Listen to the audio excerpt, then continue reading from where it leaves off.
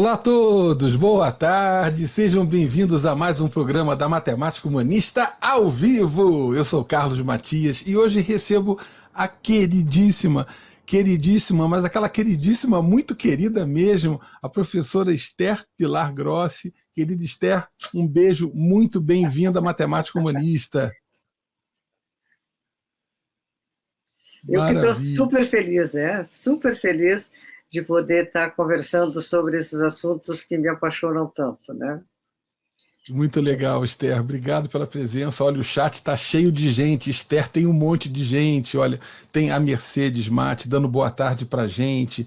Tem a Cíntia Vieira, a Ângel Ferreira. Um beijo lá para Ângel. A, a professora Edmara Carvalho está dando boa tarde para a gente. Muito ansiosa pela nossa conversa, Esther. Olha que legal. Rodrigo Cavalcante.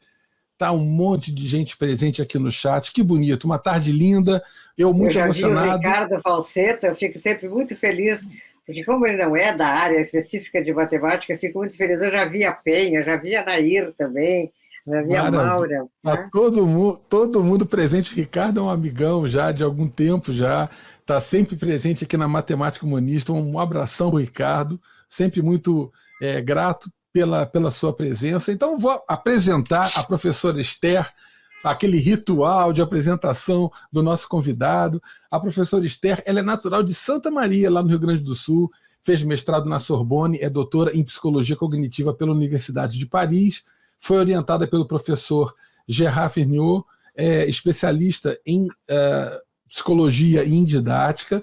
Ela fez estágio no Instituto Pedagógico da França, que inclui a elaboração de um texto científico, né, que resultou um livro orientado pelo Pierre Greco, né, sobre a aprendizagem do sistema de numeração em diversas bases. Ela fez estágio no Centro de Pesquisa sobre Aprendizagem lá em Sherbrooke, no Canadá, sobre a orientação do professor Dienés, né, querido Dienés, em 70, com quase 50 outros professores, fundou o GEMPA, que é o Grupo de Estudos sobre Educação, Metodologia de Pesquisa e Ação, né, do qual até hoje é a presidente, orienta pesquisas sobre ensino-aprendizagem baseadas na teoria dos campos conceituais e na definição de uma teoria pós-construtivista. Foi secretária municipal de Educação de Porto Alegre de 89 até 1992 e deputada federal de 1995 a 2002 e participou de discussões importantíssimas como a nossa querida LDB, sobre Fundeb, alfabetização em 3 meses, os 9 anos do ensino fundamental. Olha, quanto trabalho bonito, Esther,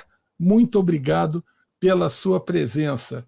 Ufa, um monte de coisa que eu fui ler aqui, caramba, que currículo maravilhoso, né? Então, Esther, deixa para a gente começar a nossa conversa. Assim, o título do nosso programa é Todos Podem Aprender, né? Uma pedagogia política e uma política pedagógica. Né? Eu acho que todos podem aprender é um conceito, eu diria, quase que máximo de inclusão. Né? Eu acho que resume tanto a pedagogia política e, ao mesmo tempo, divulga uma política pedagógica. E aí, esse é um tema muito importante para a gente aqui na Matemática Humanista. E aí eu queria começar falando com você justamente sobre as suas contribuições, tanto na esfera pedagógica, como professora, educadora, alfabetizadora, e também na esfera política, no seu trabalho no Poder Legislativo. Eu acho que são dimensões, tanto a pedagógica como a política, elas são indissociáveis, eu diria. Uma não tem. Todo trabalho pedagógico ele é um trabalho político em natureza, né? E aí eu queria saber de você, Esther, como foi essas duas perspectivas entre a Esther professora, alfabetizadora, e como isso, quando você foi trabalhar mais diretamente na política, como uma coisa afetou a outra ou se relacionou a outra para você? Pois olha, tá, há um fato pitoresco, Carlos Matias. Eu fui secretária de Educação do Olívio Dutra, realmente um trabalho que foi considerado pelo Unicef um dos melhores do Brasil, né?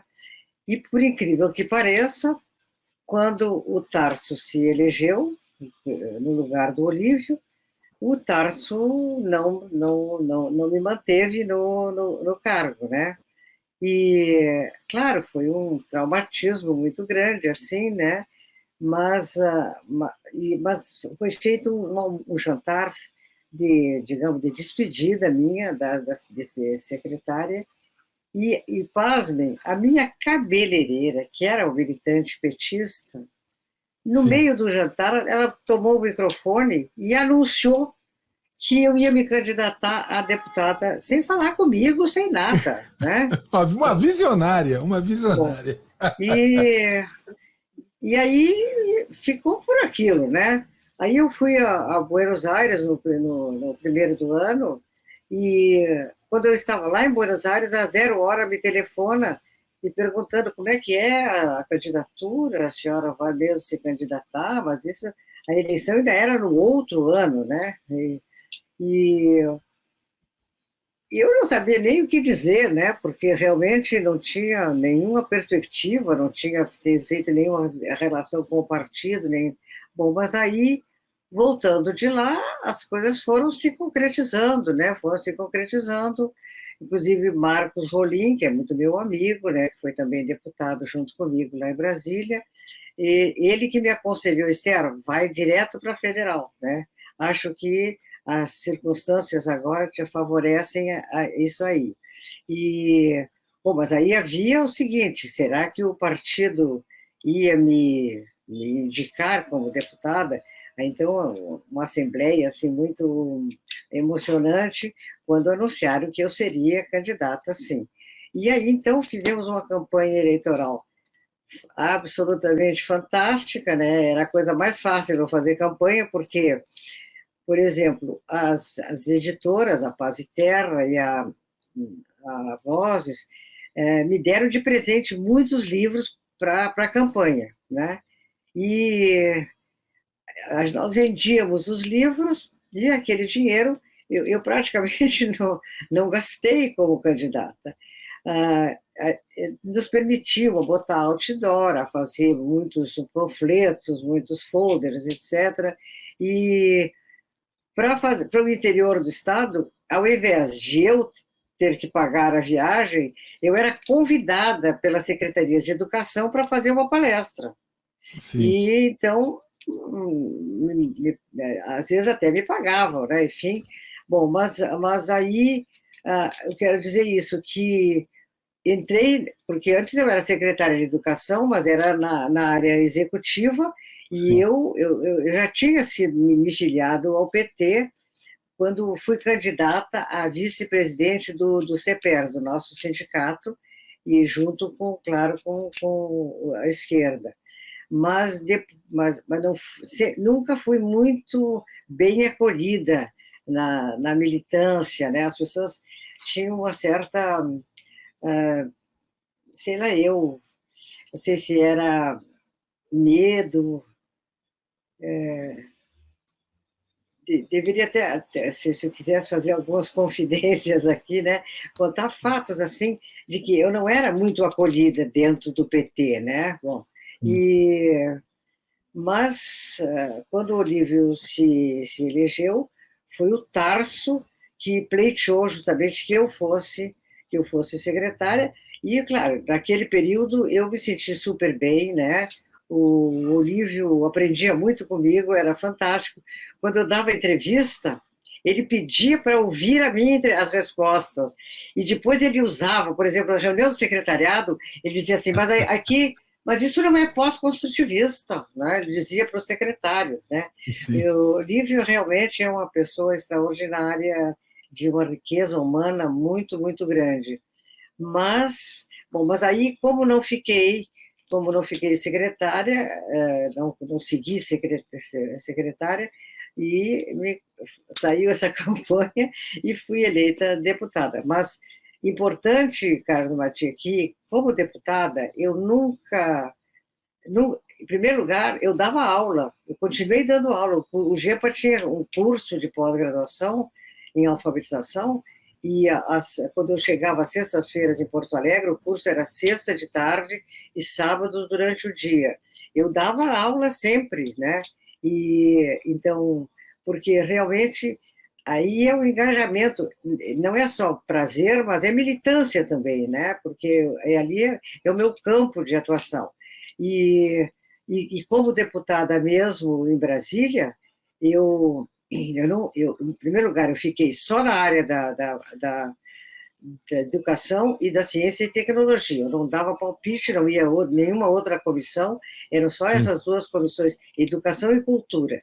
E fiquei presidente da comissão de educação, o que foi ótimo, né, porque fizemos uma jornada de estudos que foi fantástica, com 3.000 pessoas numa tenda, né, no final já do meu mandato,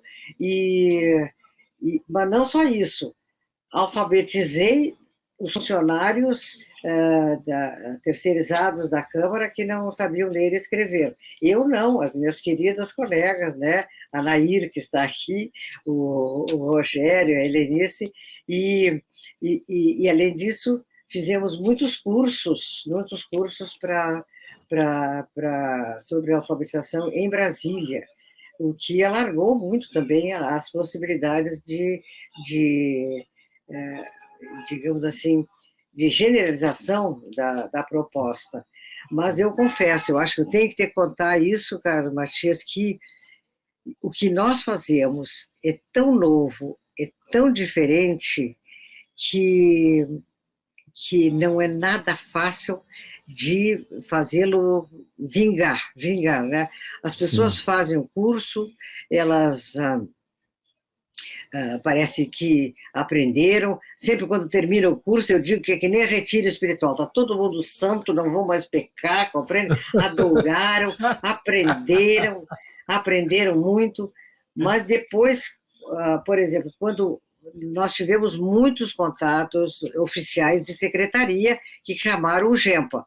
Agora, esses contratos, quando muda o prefeito, desaparece, aí o outro prefeito não, sempre quer algo novo.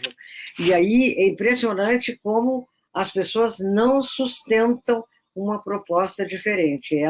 Eu acho que nós, professores, somos muito obedientes, né? E aí, como a nova orientação não adere à proposta pós-construtivista, a maioria das pessoas não permanece.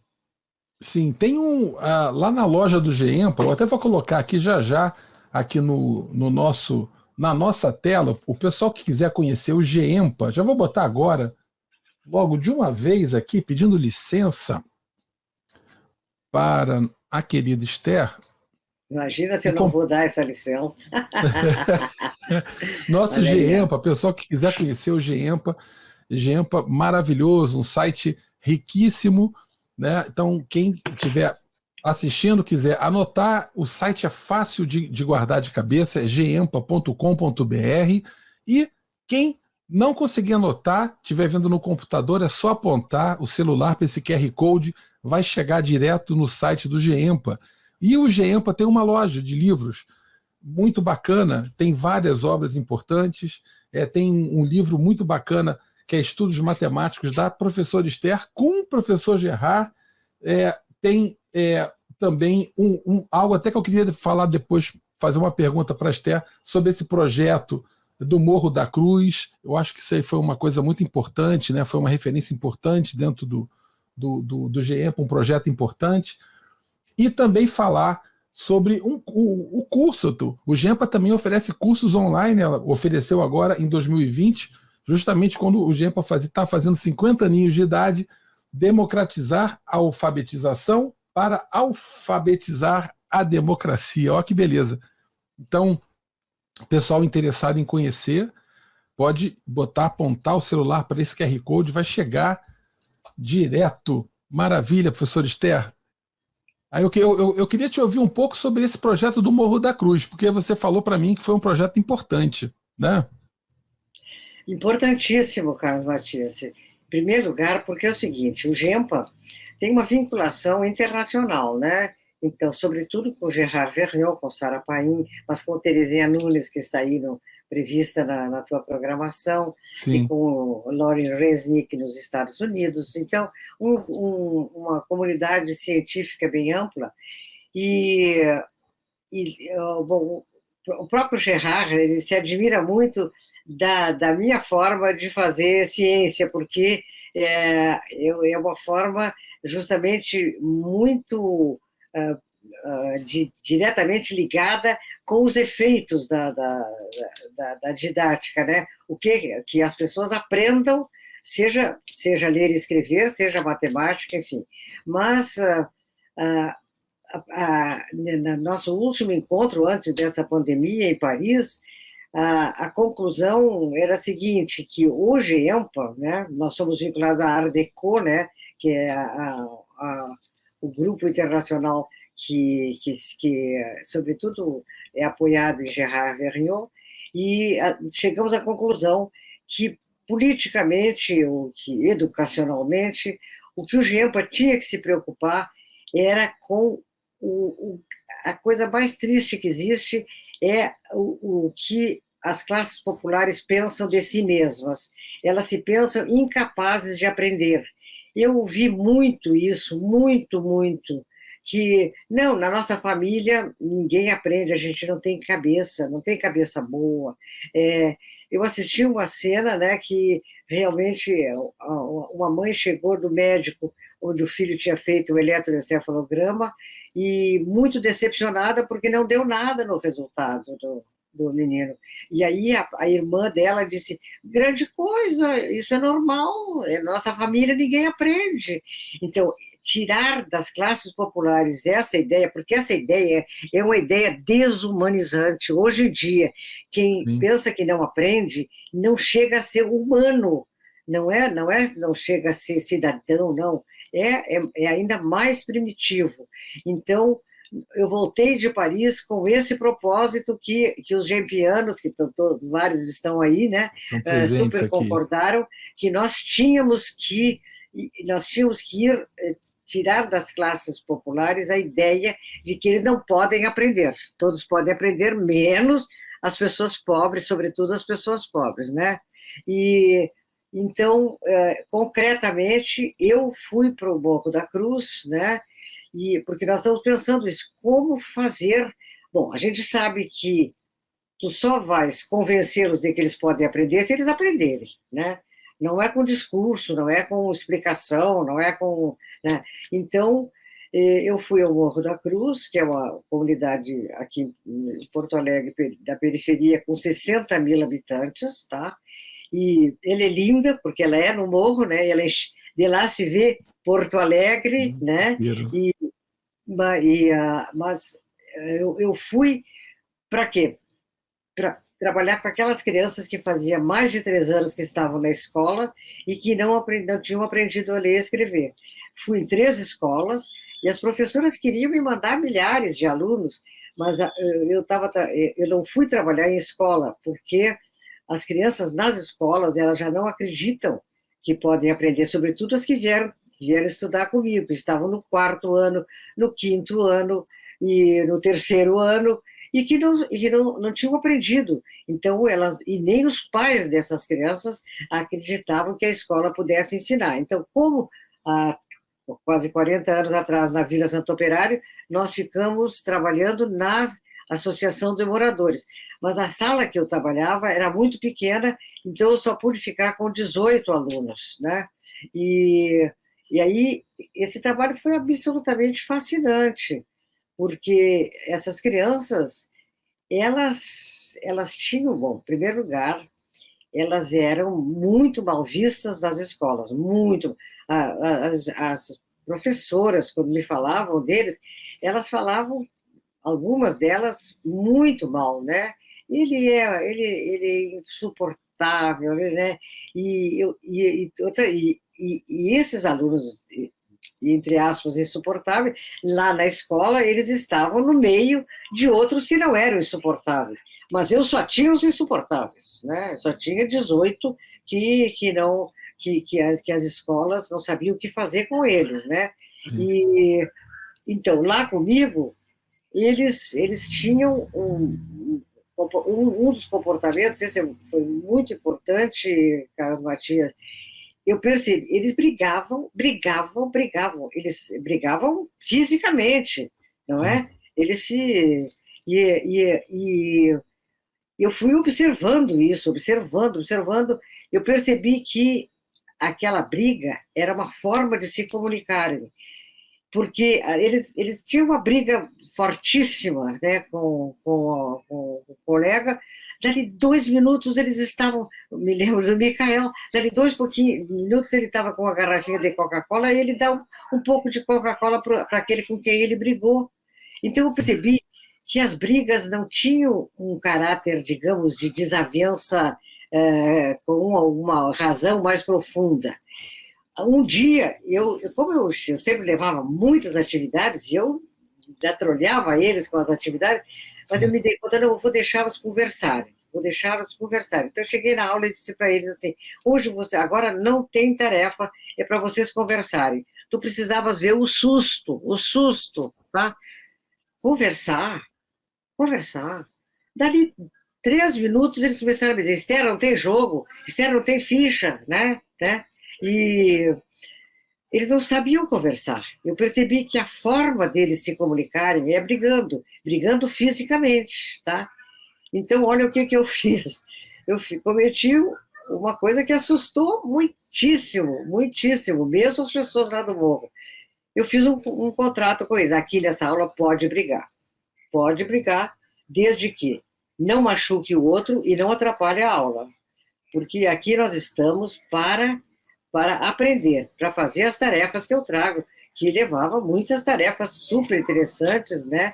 E aí, então, o que aconteceu?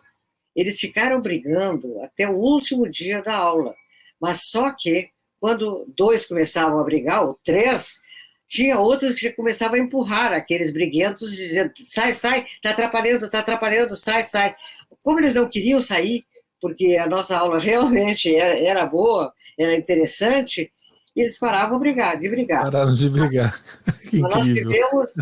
Eu tive duas situações que me fazem perguntar, nos fazem perguntar, porque eu fazia o trabalho com a equipe do GEMPA, tá aí a Penha que me ajudava, a Maura, a Suzy deve estar também aí, né? E o Jefferson, que eu já vi que está. Então, nós nos perguntávamos, porque aí antes do Natal, o meu neto, que mora em São Paulo, que tem 11 anos, ele me mandou 2 malas de brinquedos dele, de livros, de jogos, e aí então eu reuni os alunos, mas eles logo quiseram aula, eles logo perguntam, vai ter jogo, vai ter ficha didática, vai ter história, vai ter, né? E aí dei uma aula e ao mesmo tempo dei os presentes para eles, né? E aí, nesse dia, não houve nenhuma briga. Estou vendo, Suzy, que tu está aí, presente. Bom, aí, ó. É todo mundo. E depois eu levei os alunos, eu tenho uma casinha de campo a 400 quilômetros aqui de Porto Alegre, mas que eu adoro, porque era a terra do meu pai, né?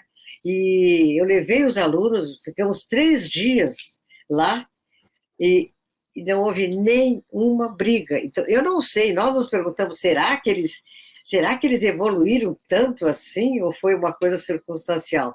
Mas, de qualquer maneira, foi surpreendente. Agora, o mais importante é que todos aprenderam, em 5 meses. Em 5 meses, todos saíram lendo e escrevendo, né? E isso é uma coisa importante, Carlos Matias, porque agora há uma grande dúvida, né? Se o fato de não ter aulas presenciais, se os alunos não vão ficar atrasados e sem possibilidade de recuperar. Não, nós todos podemos recuperar. A aprendizagem não é ligada ao tempo cronológico, ela é ligada ao tempo, sobretudo, das oportunidades.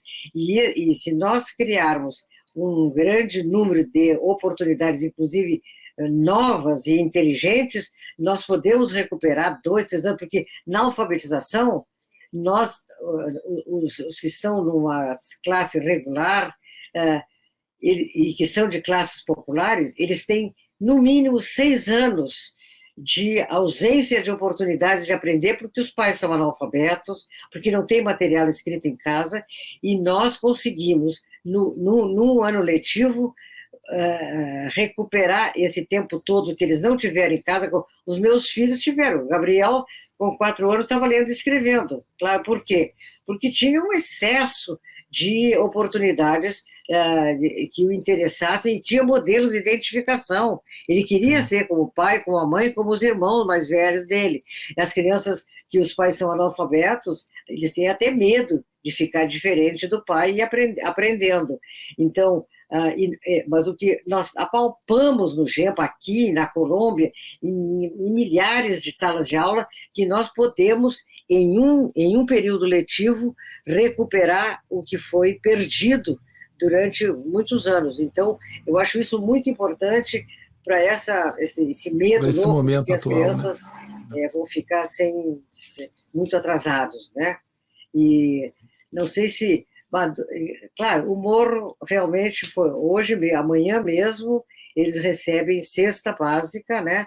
Porque nós sabemos que também eu fiquei muito emocionada que algumas mães dos meus alunos, eu fiz um grupo de WhatsApp com eles, eu só fiz 3 reuniões com os pais, só 3, durante o período todo, mas eu tinha comunicação quase diária, eu botava fotografia das crianças na sala de aula, se nós fazíamos uma atividade cultural, fomos ao Teatro São Pedro ver Shakespeare, né?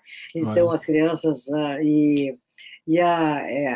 botava o que aconteceu, mas tinha algumas mães que nunca escreviam, só botavam mensagem falada, até que elas começaram a me perguntar: a senhora não ensina gente grande? Então, eu quero ir para o Morro da Cruz agora para ensinar adultos e para ver, assim como eu vi que essas crianças, sobretudo esses que já passaram anos na escola sem conseguir aprender, que a briga eu tenho que admitir na sala de aula, né? Com os adultos, imagina, Carlos Matias, uma pessoa com 60 anos, 50 anos, que não sabe ler e escrever, a ideia que ele tem, por exemplo, os meus alunos, todos eles se achavam burros, todos eles. Tinha um instrumento que era um sim, não, eu tinha um conjunto de perguntas numeradas, eu lia as perguntas, eles recebiam uma folha com elas, eles tinham que colocar como a resposta. Pergunta número 1, alguém já te chamou de burro em casa? Sim ou não? Adivinha? Todos já foram chamados de burro em casa, porque os pais também ficam desapontadíssimos. Meu filho é burro, porque ele não aprende, né? Não aprende. E foi chamado na escola? Ah, sim. Por quem? Por ele. Depois, tu te achas burro? Adivinha, só 2 dos 18 disseram não, todos os outros disseram sim. Então, agora tu imagina, e eles têm apenas alguns anos de defasagem. Agora, os adultos que são analfabetos há muitos anos, eu sei que isso é um objeto de pesquisa. Eu tenho que ver como é que a gente retira deles esse estigma essa autoimagem, de que eles não são capazes de aprender. Nossa. Esther, deixa eu perguntar para você uma coisa. Assim, eu fico muito assim, realmente sensibilizado com essa sua fala. E eu estava aqui pensando em um monte de coisa, né? Você falou. E, assim, realmente, por exemplo, alfabetização e aprendizagem não acontece só na escola, né, Esther? Não, de jeito nenhum. Não está encapsulado ali dentro. Quer dizer, eu vejo que muito do seu trabalho ele expande até o conceito de espaço escolar, né? É um ambiente alfabetizador que você tenta construir, né? Um contexto, né? Viés, inclinações, perturbações que acabam ajudando nesse processo. Não tem dúvida. E, Carlos Matias, que realmente uma coisa importantíssima claro que foi iniciado por Piaget, por Vygotsky, por Vallon, mas, sobretudo, aprofundado por Girard, é justamente a ideia de que a gente aprende a partir de situações e não de explicações, né? Então, são as situações, e são situações que afetam o aluno, não é? Não é, há uma diferença entre atividade didática e situação didática. Uma atividade didática eu proponho, mas se ela não afetar o Sim, aluno, ele não aprende. Por quê? Porque para ele aprender, ele tem que ser realmente provocado a se fazer uma pergunta a respeito daquilo. sim. Né? Eu tenho um exemplo que eu não deixo de repetir, que um dia eu estava na cabeleireira, estava lendo, né? E tinha uma meninazinha de 2 anos e pouco ali, e de repente ela vem e me pergunta, o que que tu está fazendo? E eu respondo para ela, eu estou lendo. E ela chega perto de mim, vira mais uma página e me diz, eu também. E aí eu entendi que a pergunta que ela me fez é o que é que eu estava, quando eu virei a página, o que eu estava fazendo. Porque antes ela não se afetou, eu parada com o livro aberto, ela só se afetou quando eu virei a página. Então, só naquele momento, aquela atividade que seria uma oportunidade de aprender, se transformou numa situação para ela. Sim. E isso aí é meio que misterioso. Como é que a gente chega lá? Nós temos que ter eu diria, uma leveza, né, como professores, para propor e ficar na expectativa. Será que vai se transformar situação didática? Porque às vezes se transforma para um aluno, mas não se transforma para outro, né? E, e a outra coisa importantíssima, importantíssima que Girard, como bom marxista, chegou lá, é mostrar que o conhecimento acontece antes de eu saber falar sobre ele. Quando eu faço coisas, eu já tenho conhecimentos. Assim, ele Sim, mostrou no esporte. Não é verdade que os jogadores não conhecem, não têm conhecimentos. Não, coisa maravilhosa, o Colorado jogando com a Venezuela de ontem, né, e ganhando 4-0, sim. o, a, como é que sabe chutar, a força que vai dar no pé, em qual direção ele vai dar para fazer o gol ou para passar para o companheiro, né? Eles têm um super conhecimento, só que é um conhecimento que Gerard chama, é um conhecimento operatório, que é muito mais ligado ao fazer do que ao dizer. Mas isso é muito importante, que o fazer já tem conhecimentos, já tem conceitualizações, né? Que ele chama de conhecimentos em ação, Sim. não é em discurso, né? Vou até E colocar aqui, ó. e aí então eu queria muito falar para os companheiros de matemática, aí está o Gerard e Genés. Ai, Genés, com essa Lá barba. vem. Tu sabes que ele escreveu um livro biográfico e eu fico muito honrada, porque eu sou muito citada no livro do Genés, né? E nem eu tinha ideia de que eu era tão significativa para ele, né? E Gerard, eu quero contar para todos aí, para todo mundo fazer pensamento positivo, na semana passada tropeçou em casa, perdeu o equilíbrio, caiu e quebrou o colo do fêmur, mas já foi operado e agora já está numa clínica para fazer fisioterapia, mas temos que Boa recuperação realmente para ele.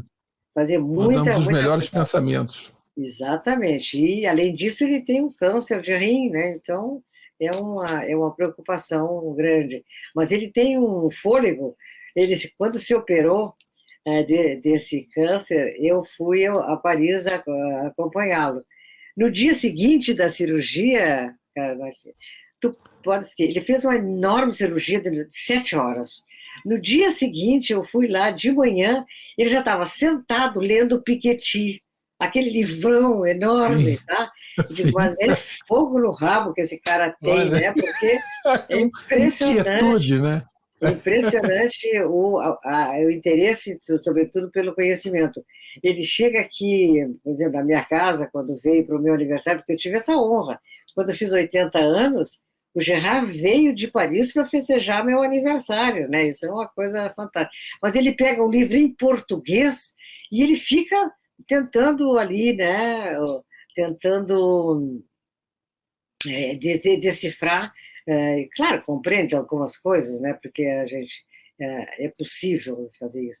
Mas o que eu acho importante é isso, que a gente não aprende, a gente aprende a partir de oportunidades. E eu, por exemplo, todos os dias eu vejo, Carlos Matias, como a gente faz matemática, faz lógica. Quando eu fico guardando as coisas há pouco, né? Guardando a louça que saiu da máquina de lavar, eu estou fazendo correspondência entre os objetos e os lugares onde eles devem, onde eles...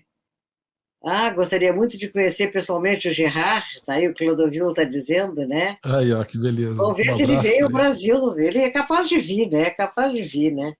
Sobretudo quando eu fizer 90 anos, eu espero que ele venha, né? A minha filha já está preparando a festa, tá bom?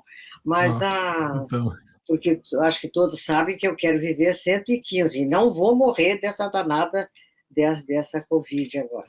Mas eu queria dizer que a importância de que realmente no dia a dia, o Piaget, quando eu fiz a minha tese sobre a relação de ordem parcial, sim, ele disse para mim, olha, o reticulado que se forma a partir dessa relação é o maior instrumento para o bom raciocínio. Por quê? Porque a maioria das situações da concretude da vida social, elas são organizadas numa ordem parcial. Então, sim, não é verdade que a gente, para verdade. fazer matemática, precisa ir para a sala de aula e com um professor na frente. Eu estou fazendo matemática e a organização espacial, que é tão importante, é aquela frase famosa de que o espaço configura o pensamento. Se eu não entendo a uma dimensão, a duas dimensões, as superfícies e, sobretudo, a três dimensões, eu tô ralada, né? E coisa linda também que na minha tese, quem conhece as famosas maquetes, né, que representam a rede dos divisores dos números, a gente Sim. concretiza a passagem para uma quarta dimensão, para uma quinta dimensão, quando a gente vê que se refere à direção das retas, né? Pena que não dá para explicar isso, mas o Carlos Matias, eu acho isso que é uma lástima, pois é, quando nós ensinamos matemática com um projeto do Genés, na oitava série, naquele tempo era série, né? Os Sim. alunos chegaram aos números reais, a compreender a densidade dos números reais, os pontos de acumulação, né?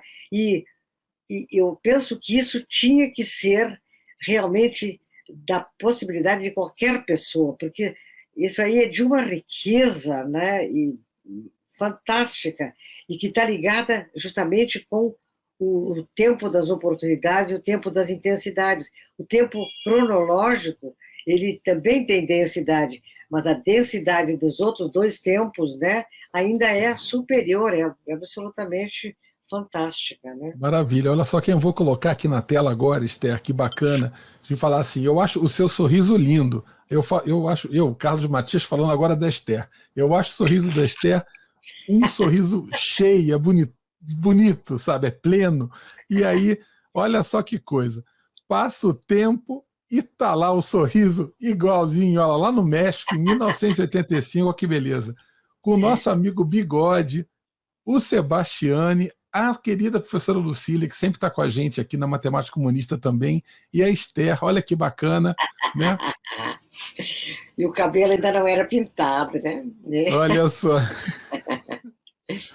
Olha que beleza. E tem aqui mais fotos de amigos, Ter, que eu vou botar para você ver aqui. Olha só que legal. Ó. A Lucília compartilhou. Olha, você com chapéu aí, ó. Olha que beleza. Terezinha Nunes, né? E a Isso. Lucília. Olha lá a No Terezinha México ali do lado também, né? esquerdo. Isso. Que beleza aí, ó. A Terezinha vai estar com a gente aqui, Esther. A gente vai comemorar 40 eu vi. anos daquele Na Vida 10 na Escola Zero. Aham. Vai ser um evento para comemorar o artigo e o livro. Não, Então, e esse livro é super a prova de que a gente aprende a partir de situações da vida, né? E que nós temos que saber aproveitá-las, né? sim. E Xé, você está falando aqui uma coisa que eu me lembrei agora aqui, com os meus botões. Teve um fato assim emblemático.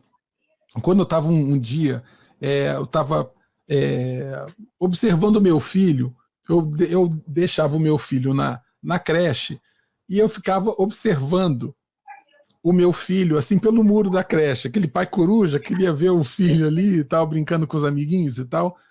E aí, essa coisa da oportunidade. Você veja que coisa.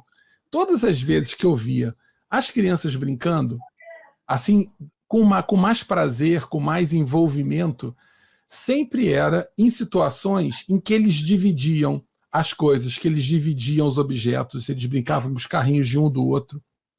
E aí eu tive um insight. Eu falei assim, engraçado, porque a gente, dentro da matemática, tem digamos assim, a gente tem uma tendência em achar, por exemplo, que o pensamento aditivo ele seria o mais simples, o mais natural, e aí a gente pensa depois na multiplicação, depois pensa na divisão como subtrações sucessivas e tal. Mas quando a gente vê na prática, as crianças brincando fora de um contexto de consumo, de agrupamento de coisas, de posse, você vê as crianças dividindo. Quer dizer, a ideia de divisão me parece ser quase tão natural quanto a de adição, né?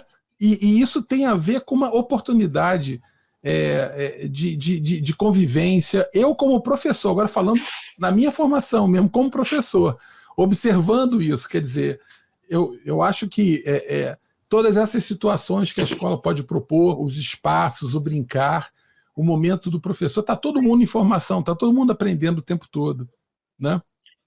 Não, mas, Carlos Matias, tu me dá uma chance extraordinária. Justamente o que. Porque aí é que está. A aprendizagem, ela está ligada com as situações que afetam os alunos, tá? Na vida, na vida. A Sim, matemática é a minha tese aí, de que entre as operações aritméticas, em primeiro lugar, incluindo a potenciação, a radiciação e a logaritmação, sete operações aritméticas, a primeira que provoca os alunos é a divisão, por causa da repartição. E, sim. e isso não Olha, só para crianças, inclusive para os adultos. Nós trabalhamos com adultos, a Candi, não sei se a Candi está nos assistindo, essa nossa querida francesa que nós conquistamos para vir morar no Brasil, né? olha. E não sei se fomos nós que conquistamos ou ela que se deixou ser conquistada. Mas eu queria dizer isso, realmente a primeira operação que interessa aos alunos do ponto de vista matemático é a divisão a partir da repartição, tanto de conjuntos discretos como de conjuntos contínuos. Qual é os irmãos que já não fizeram aquela briga quando tem um refrigerante só, né? Que tem que Sim, repartir, que fica olhando. exatamente. Mãe, o dele está mais alto do que o meu no copo, né? Então, Exatamente. e eu dou sempre aquele exemplo das balas, né? Uma criança que tem 3 balas e recebe mais uma, ela não tem nenhum problema matemático para resolver, mas ela tem 3 balas e a mãe diz reparte com o teu irmão, ela entra até nos números fracionários, porque para repartir irmãmente vai ter que ficar 1,5 para cada um, né? Sim, E quem é que não viveu isso, eu duvido que alguma sim. criança não tenha vivido esse tipo de situação, né? E não, eu Fantástico. não tenho a menor dúvida que a primeira operação que interessa escrever, por isso nós temos, que é da minha tese, né? O jogo do repartir é uma das primeiras situações que a gente propõe para os alunos desde a escola infantil. E esse jogo pode ser jogado até até a faculdade, né? Porque eu vou criando complexidades e ele é realmente muitíssimo interessante. Além disso, outra coisa importante, Carlos Matias, já que nós estamos numa matemática humanista, né, é de que existem momentos, a aprendizagem, ela não se dá passo a passo, item por item, ela se dá em rede, em rede. Porque o cérebro não registra fatos isolados, ele registra sistemas completos. Assim como um aluno só está alfabetizado quando ele lê e escreve um texto, primeiro fechamento de esquema da matemática é quando ele, nesse jogo do repartir, ou seja, quando ele reparte um punhado de objetos, de feijões, no caso, nós usamos, e escreve o que aconteceu, ele vai repartir em subconjuntos, de modo que cada subconjunto seja equipotente ao outro, né? E, então, às vezes sobra, às vezes não sobra, porque tem que ser igual em todos os subconjuntos, e a gente anota isso. E depois ele tem que interpretar aquele registro, se ele refazendo quanto é que tinha no punhado.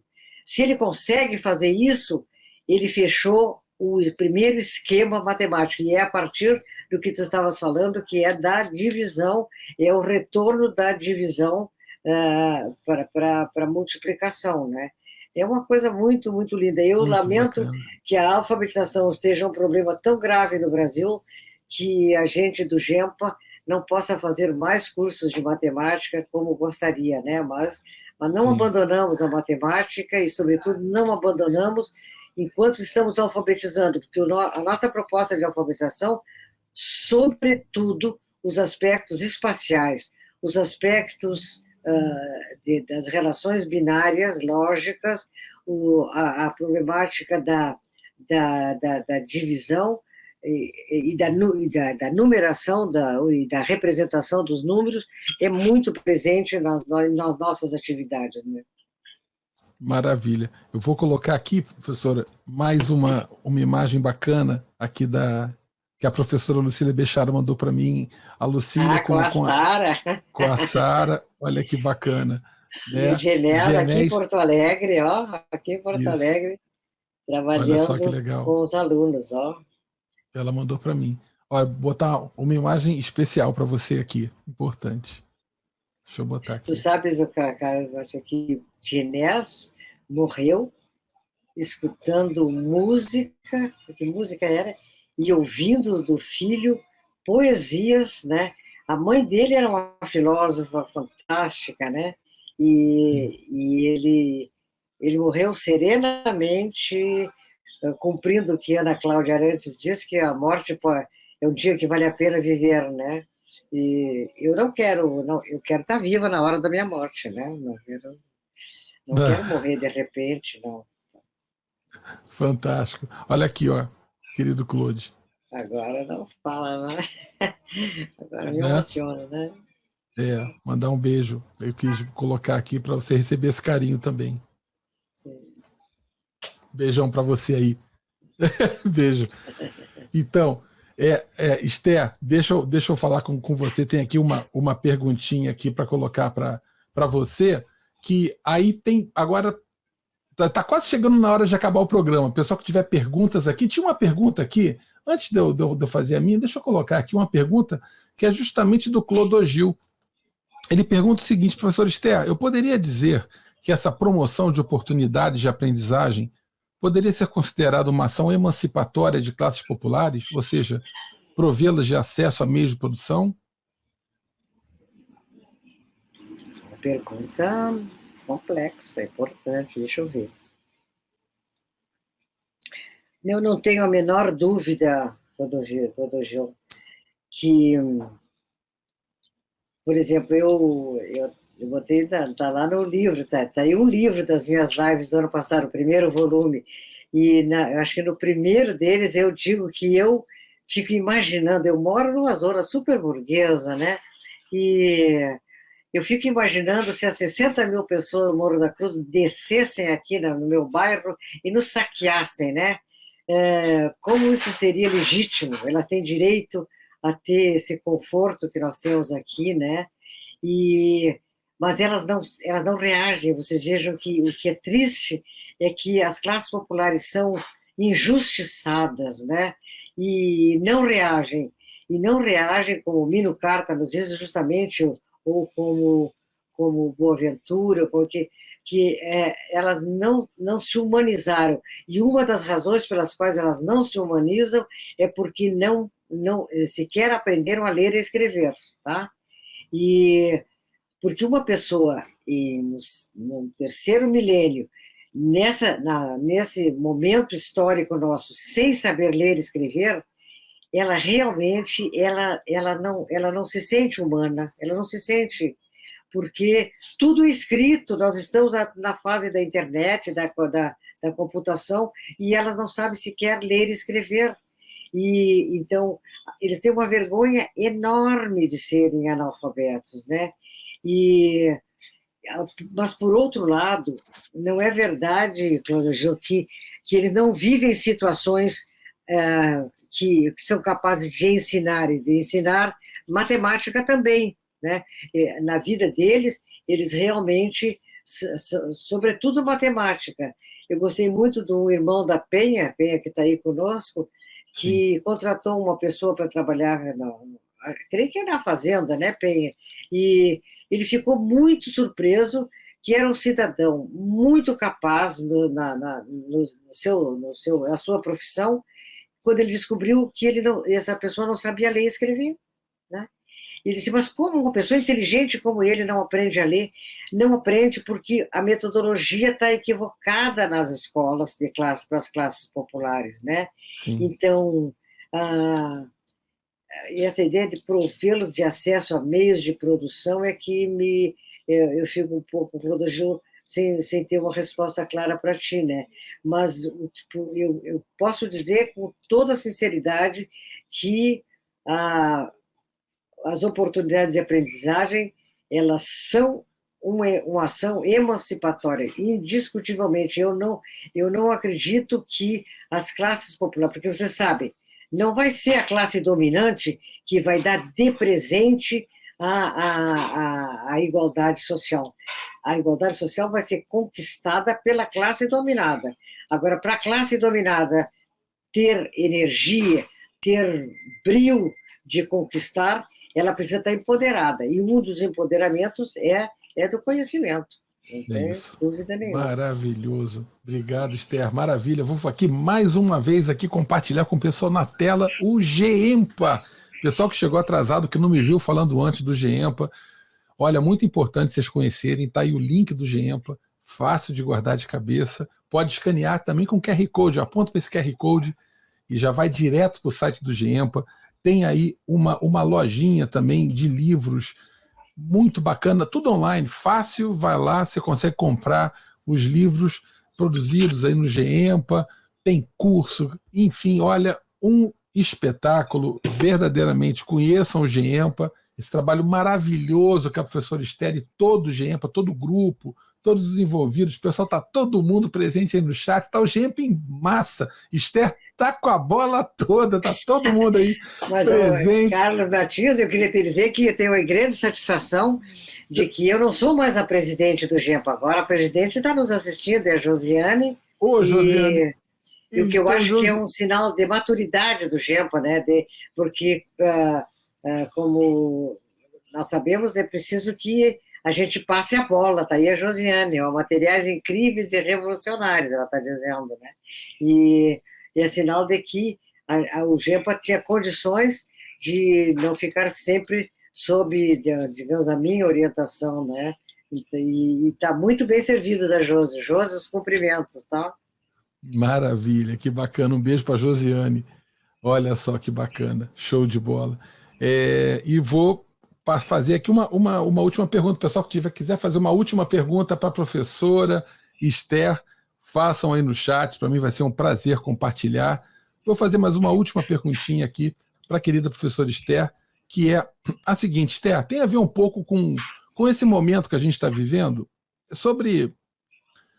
particularmente sobre o efeito das políticas educacionais que vêm se dando em termos curriculares no Brasil assim nos últimos anos. Quer dizer, a Base Nacional Comum Curricular ela já era prevista na Constituição de 88, foi homologada em 2017, em 2018 pelo Conselho Nacional de Educação, a versão do ensino fundamental e posteriormente a do MEC.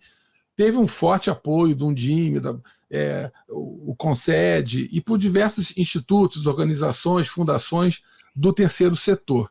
Então, a natureza e a forma do documento, no entanto, não geraram tanta unanimidade entre os professores. Alguns reclamaram sobre o formato do documento, alguns acharam que se relacionava muito com a questão de testes em larga escala e que já há nas escolas públicas brasileiras uma forte indução das práticas escolares por causa desses testes e dessas avaliações externas. Muitos gestores que se preocupam muito com isso, e a base, de uma maneira ou de outra, acabou orientando uma produção, pelo menos, de algumas prescrições curriculares dos estados e agora dos municípios. Então, eu tenho, na verdade, 3 perguntinhas que eu vou fazer tudo junto num bolo só, e você fica à vontade para poder passear pelo tema. Primeiro, como você vê esse momento da educação e que cada vez mais parece que a gente está endurecendo os caminhos e as práticas escolares, prevendo tudo, trilhos muito justos, muito fechados, pouca flexibilidade, tudo muito mapeado demais.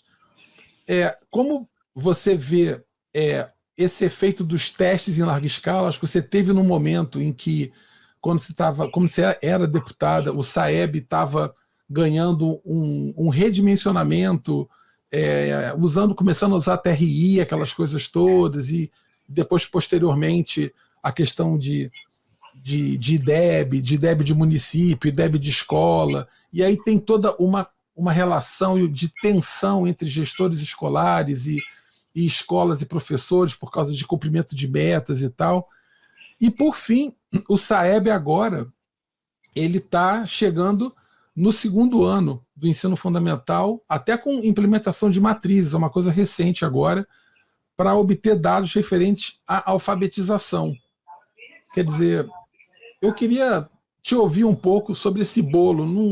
Não te preocupe em responder cada uma, mas assim, como você vê esse nosso momento, particularmente dessas relações de tensão que se dão de fora para dentro da escola? Eu acho ótimo esse questionamento, e eu diria o seguinte, Carlos Matias: o grande problema da educação no mundo é o equívoco da didática, tá? A ausência da apropriação dessas coisas fantásticas que foram produzidas nos últimos tempos por um grupo significativo de pensadores, né? Claro, que iniciou principalmente com a Piedad lá da Colômbia está aí, né? Buenas tardes, Piedad. Bom, mas é o seguinte: a partir justamente de Piaget, mas não permanecendo em Piaget, né? Enriquecendo com Vallon, enriquecendo com Vygotsky, enriquecendo com Gerard, com Sarah Palin, com Terezinha Nunes, com Laurie Resnick, há uma pleia de pessoas que, a partir do Piaget, elas compreenderam. Na área da alfabetização, nós temos que fazer um preito de homenagem a Emília Ferreiro, embora Sim. Depois ela tenha estagnado naquela primeira descoberta, mas a descoberta dela foi absolutamente fantástica, de que justamente uma criança não se alfabetiza só na escola, ela se alfabetiza a partir dessas oportunidades, dessas situações que ela já começa a viver desde que ela nasceu, né? Bom, mas vê bem, então toda mudança, passar de 8 para 9 anos, tudo isso é absolutamente secundário, né? no ensino fundamental, o que nós temos que mudar é a compreensão de como é que se aprende. O Carlos Matias, todos os livros de matemática, eu fiz um levantamento, claro, já faz um tempo quando eu fiz a minha tese, mas eu fiz um levantamento de livros de matemática, né, escolares, todos eles têm essa estrutura. Primeiro a teoria, depois os exercícios. Sim. Bom, isso já é, Regine Duardi já mostrou que é o inverso. Eu tenho que começar fazendo, e Gerard vai mostrar, eu tenho que começar fazendo, e a construção da teoria tem que ser feita pelo próprio aluno.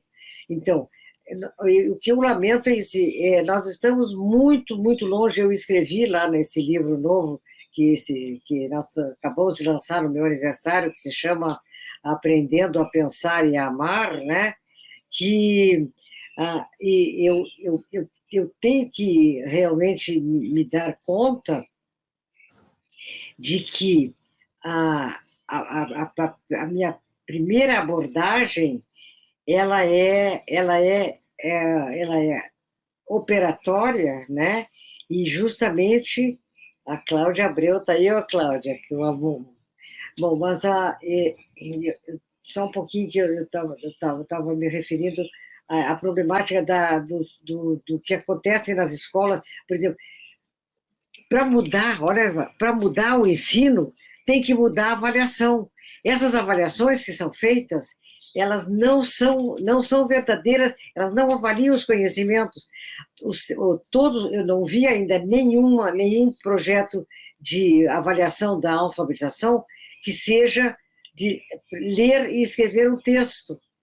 Então, inclusive, as avaliações são incorretas, tá? E por outra coisa que me preocupa, Carlos Matias, é o seguinte, por exemplo, no tempo do Fernando Henrique ainda, né, os parâmetros curriculares nacionais, a grande preocupação em matemática, com probabilidade, estatística, porque isso seria preocupação do dia a dia dos alunos. Não, nós temos que nos preocupar em ajudar os alunos a bem pensarem, e não concretamente aplicação imediata no cotidiano. Então, sobre o que está pairando no ensino, eu fico com pena que mesmo os alunos de classes populares, eles perdem muito, porque não houve ainda uma abertura para essas grandes novidades, sobretudo da teoria dos campos conceituais, não só para matemática, mas para qualquer outra disciplina, e também porque há por exemplo, eu conversava com o Claude, por sorte, ele me dava todo o apoio, toda a razão, e queria muito que eu trabalhasse, quando fomos ao Marrocos, né, trabalhasse com os professores e explicasse que, por exemplo, ensinar por projeto ainda não é o bom, ainda é uma aproximação, ou seja, achar que eu tenho que ir ao encontro do interesse dos alunos. Não, eu tenho que despertar neles o desejo de compreenderem uma realidade complexa, compreende? Por exemplo, na minha tese, eu trabalhei com a rede dos divisores, que é uma relação de ordem parcial, que não tinha nada a ver com o cotidiano dos meus alunos, e eles realmente gostaram muitíssimo. Eu tive era uma aula livre que eles iam, eu tive 90% de frequência em 4 turmas, não é? E eles maravilhavam. Até hoje eu me encontro com os que participaram e eles dizem que foi um período maravilhoso, né, de aprendizagem, mas não tinha nada a ver com o dia a dia, mas fazia com que eles aprendessem a pensar. O prazer de bem raciocinar é fantástico, né? Então, eu penso que, sinceramente, Carlos Matias, eu acho que tem que fazer grandes modificações nos parâmetros curriculares e nas avaliações, tá? As avaliações são equivocadas, tá? E são equivocadas porque se baseiam em bases teóricas que também não são as últimas, mais úteis e mais eficazes, né? Maravilha, maravilha, Esther. Obrigado. Esther, pessoal, a gente está chegando aqui no final do nosso programa. Já, que prazer maravilhoso. Está todo mundo aqui no chat. Ó, o Ricardo Falzetta. Esther está colocando aqui, ó, na estante da Esther, o primeiro número da revista Nova Escola. Está lá na estante, estou vendo aqui, está ali na estante, ali atrás. Que beleza, muito bacana. Olha, Exatamente. tá a Edmara dizendo que ouvir a professora Esther é sempre um momento de muita aprendizagem. Vários queridos, Solange colocando, todos podem aprender, é isso aí, todo mundo pode aprender. A querida Miriam Para um pouquinho, Esteves. todos podem aprender, mas não é fácil. E, além disso, todos podem aprender se bem ensinados, Se tá? bem ensinados. Tá. É isso aí. Não, aprender não é fácil. E se não aprender, no meu portão da garagem, tenho, todos podem aprender, e depois que eu botei todos podem aprender, eu disse, não, tem que botar, mas é difícil, e botei, mas todos têm dificuldade de aprender. Aí um dia eu estava caminhando, como eu costumo caminhar diariamente, e um rapaz me disse assim, a senhora é a Esther, eu digo, Esther Grossi. Ah, é, aquela que todos podem aprender, mas não é fácil. Eu digo, pô, devia ter posto na minha garagem, assim, está muito mais simples e mais claro, né? Mas, além de dizer que não é fácil, todos podem aprender se bem ensinados. Se mal ensinados, não aprendem, não É aprendem. isso aí. Aprender precisa de professor, aprender precisa de proposta didática. Maravilha, tá todo mundo aqui dando carinho para a professora Esther, você vai sair, olha, de tanto carinho, ó, que beleza. Mas é por Maravilha. isso é para eu viver 115, tem que viver 115, né? Ó, tá aí o Jefferson falando, mas não é fácil, não tá para a gente não esquecer. A Josiane também, um beijo para ela, todo mundo do GEMPA, professor Esther. Esther, antes da gente acabar, só vou falar para o pessoal, pedir para o pessoal se inscrever no canal da Matemática Humanista. Quem estiver assistindo agora, se inscreve no canal, deixa um dedinho, um like lá. A Matemática Humanista é um projeto completamente aberto, gratuito, é amor pela educação. Então, a gente só quer alcançar mais pessoas. Então, esse é o nosso objetivo. E então, eu acho, Carlos, que tu conquistaste hoje, né? Tu conquistaste esses que estavam, porque pela forma também super agradável que tu conduz, não é? Essa nossa transmissão. E eu espero que isso vai ser um grande incentivo para que as pessoas participem desse programa, que vale a pena, né? Muito obrigado, querido Esther. Obrigado pelo carinho. Amanhã, olha só, Esther, vou te contar já um segredo aqui. Amanhã, olha que bacana, hein? Pessoal que está assistindo agora, amanhã eu vou receber aqui a professora Arlete Brito e o professor Antônio Miguel. A gente vai fazer uma exposição online chamada A Arte do Acaso. Miguel e Arlete trabalham muito com questão de fotografia, pintura, e amanhã a gente vai fazer uma exposição online, Esther, aqui, e vai ser um barato, porque eles são grandes professores, pesquisadores da área de matemática, educação matemática, história e filosofia da matemática, e nutrem essa grandiosidade de experiência pela arte. Então, a gente vai fazer um momento aqui de exposição online. E é nesse mesmo horário, Carlos Batista? Amanhã horário? é 2 horas da tarde, é 2 da tarde amanhã. É um pouquinho mais cedo do que costuma ser. É 2 da tarde. Foi até bom você ter falado, Esther. E no dia 21 de maio, olha que bacana, a gente vai receber a professora Terezinha Nunes, justamente para a gente falar sobre os 40 anos do Na Vida 10 na Escola Zero. Opa, vida! Que beleza, Esther! Ó, que tarde maravilhosa! Eu amei cada segundo estar com você aqui. Muito obrigado. Nossa! E eu também gostei muito, eu também. Me senti muito, muito bem. Tá aí a Ermelina, lá do Natal, lá Natal. Ermelina, a Nair também. Obrigado, querida Nair, pelo carinho, pela distinção. Olha só que bacana. Nair, ela complementa aqui. Olha, a Ermelina faz aqui um comentário. Ó, ainda precisamos pensar numa proposta de alfabetização para presidiários, pessoal privado de liberdade. Né? Olha só. Isso aí. A colocação Quais seriam legal. as características, né, Ermelina?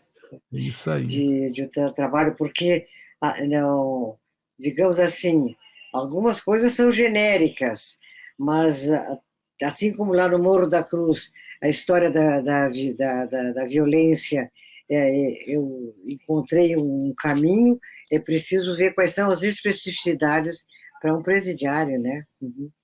Maravilha. Então, professor Esther, olha, um beijo deste tamanho enorme para Eu todo para mundo ti que está no também. chat também. Muito Quantas obrigado. pessoas estavam aí, Carlos Matias? Quantas pessoas estavam? Olha, a gente chegou a ter, bom, só no YouTube, que eu tenho aqui o contador, foram 120. Uhum, Mas, assim, isso fica mudando. Ainda tem o Facebook, que é o que eu não contei ainda. Tem que uhum. contar ainda. Hoje a gente está no Facebook e no YouTube, ao vivo, nas duas plataformas. Então, Que depois ótimo. eu. Mas, assim, a gente deve, em geral, bate assim, umas 600, 700 pessoas quando junta Uhum. tudo. No Facebook, o pessoal vê mais, assim, que o pessoal passeia, vai e volta, vai e volta. Então, é bacana. Maravilha. Momento muito especial. Muita honra te receber aqui. Pessoal, obrigado, Esther. Um beijo. Obrigado. Amanhã a gente volta com mais um programa da Matemática Humanista ao vivo.